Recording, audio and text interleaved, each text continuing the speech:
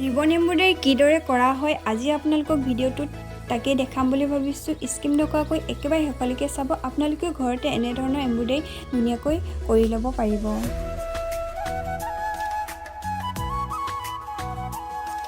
নমস্কাৰ বন্ধু বান্ধৱীসকল, মই মোৰ ইউটিউব চেনেল আইমুন কালাৰ্ছ ৱৰ্ল্ডৰ অন্য এটি ভিডিঅ'লৈ আপোনালোকক স্বাগতম জনাইছোঁ। আজি মই এই ব্লেক কাপোৰযোৰত এটা ৰিবন এম্ব্ৰইডাৰী কৰি দেখাম। এয়া প্ৰথমে কাগজখনত ফুলপাহ আঁকি ল'লোঁ। কিদৰে কৰিম আপোনালোকে একেবাৰে শেষলৈকে ভিডিঅ'টো চাই যাবচোন। এয়া মই হোৱাইট কালাৰ কাৰ্বনৰ সহায়ত প্ৰথমে ফুলপাহ আঁকি ল'লোঁ আৰু এইফালে এটা এংকৰ গুলি লৈছোঁ, ব্লু কালাৰ হয় আৰু লগতে এটা মস্ত ডাঙৰ বেজি লৈছোঁ দেই। ৰিবন এম্ব্ৰইডাৰী কৰা বেজি হয় এইটো। আৰু এয়া বেজিটো সূতাডাল ভৰাই মই ধুনীয়াকৈ ডালকেইটা প্ৰথমে এম্ব্ৰইডাৰী কৰি ল'ম।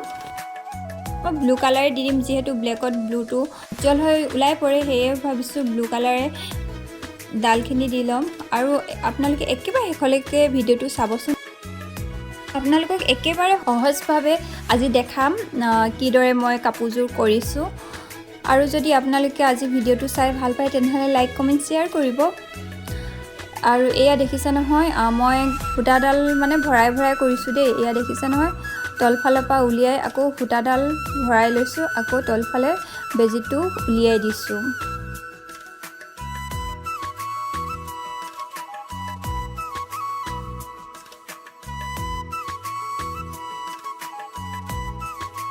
আৰু এইফালে মই গাঁঠি দিছোঁ, যিহেতু নহ'লে গাঁঠি নিদিলে খোল খাই যাব ন।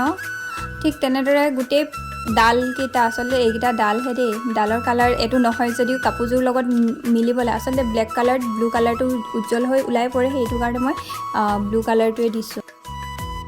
আৰু এইফালে লেমন য়েল্লো কালাৰৰ ৰিবনেৰে এপাহ ফুল বনাম, যিহেতু লেমন য়েল্লো কালাৰটো ব্লেক কালাৰত বহুত ধুনীয়াকৈ ওলাই পৰে, উজ্জ্বল হয়। আৰু এইফালে সূতাডাল এনেদৰে আপোনালোকে ভৰোৱাৰ পিছত গাঁঠিটো দি ল'ব। আৰু এইফালে ফুলপাহ আপোনালোকে এয়া দেখিছে নহয়, তলফালৰ পৰা উলিয়াই আনি যিটো জোখত আচলতে ফুলপাহ বনাম বুলি ভাবিছে, সেই জোখত আপোনালোকে সূতাডাল আকৌ ভৰাই দিব, ৰিবনটোৰ মাজত ভৰাই দিব। মই দেখুওৱাৰ ধৰণে আপোনালোকে ভৰাব। আৰু এইফালে আকৌ কাষত বেজিটো উলিয়াই আনি আকৌ এইফালে আপোনালোকে দেখি আছে নহয়, ঠিক তেনেদৰে ফুলপাহ বনাব। এয়া মই আপোনালোকক দেখাইছোঁ বাৰু। আৰু মই বাকী কেইবা ফুলো ঠিক এইটো ডিজাইনতে বনাইছোঁ।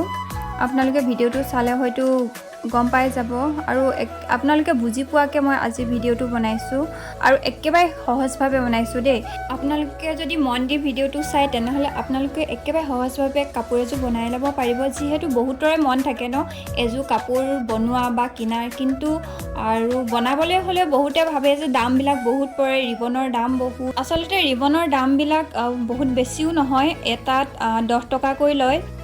এযোৰ কাপোৰ আচলতে কিমান ৰিবন লাগে সেইটো আপোনালোকে নিজৰ কথা, কিমান ফুল দিয়ে, কেনেধৰণৰ বনায়, একদম কম খৰচতো আপোনালোকে 10টা ৰিবনতো আপোনালোকে এযোৰ কাপোৰ কমপ্লিট কৰিব পাৰে। সেইটো আচলতে নিজৰ ওপৰত নিৰ্ভৰ কৰে আপোনালোকে ডিজাইনটো কেনেকুৱা দিয়ে। মই এই কাপোৰটোত সঠিকভাৱে কিমান ৰিবন প্ৰয়োজন হৈছে কৈ দিব নোৱাৰোঁ, যিহেতু মই বাকী ৰৈ যোৱা মানে বেলেগ আৰু মেখেলা চাদৰ কৰিছিলোঁ, তাত ৰখি যোৱা ৰিবনখিনি মই ইয়াত ব্যৱহাৰ কৰিছোঁ, সেইটো কাৰণে আপোনালোকক সঠিকভাৱে ক'ব নোৱাৰিম।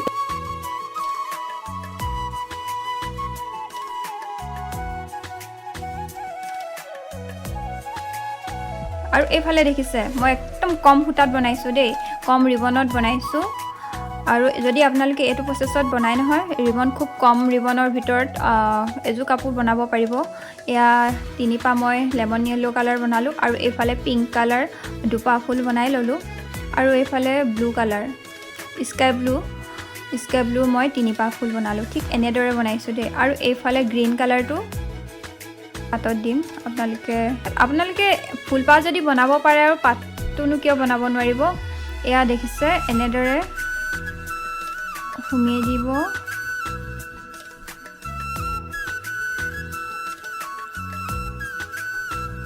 আপোনালোকক একেবাৰে ওচৰৰ পৰা দেখাই দিছোঁ। এয়া এনেদৰে আপোনালোকে বনাব।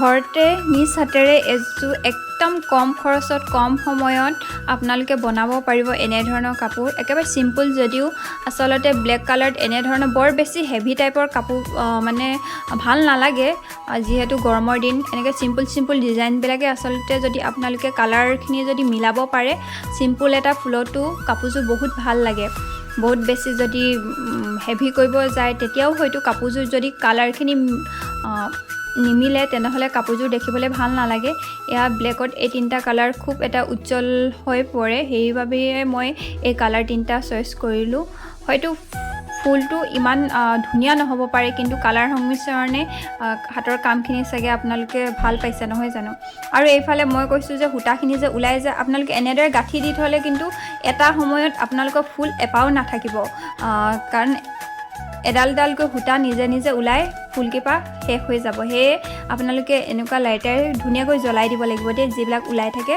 সেইবিলাক আপোনালোকে সূতাৰে গলাই দিব লাগিব আৰু এইফালে মণি এটা লগাই দিছোঁ যিহেতু কাপোৰযোৰ এনেকৈ থাকিলে ভাল নালাগিব সেয়েহে এটা মণি লগাই দিছোঁ আৰু যদি আজি আপোনালোকে মোৰ ভিডিঅ'টো চাই ভাল পালে তেনেহ'লে লাইক কমেণ্ট শ্বেয়াৰ কৰিব আৰু যদি ভিডিঅ'টো আপোনালোকৰ বাবে উপযোগী বা মই কিবা এটা শিকাব পাৰিছোঁ বুলি ভাবিছে তেনেহ'লে চেনেলটো ছাবস্ক্ৰাইব কৰাৰ লগতে কাষতে থকা বেল আইকনটো অন কৰিব নাপাহৰিব কিয়নো মই দিয়া ভিডিঅ'বিলাকৰ তেতিয়াহে আপোনালোকে ন'টিফিকেশ্যন পাই থাকিব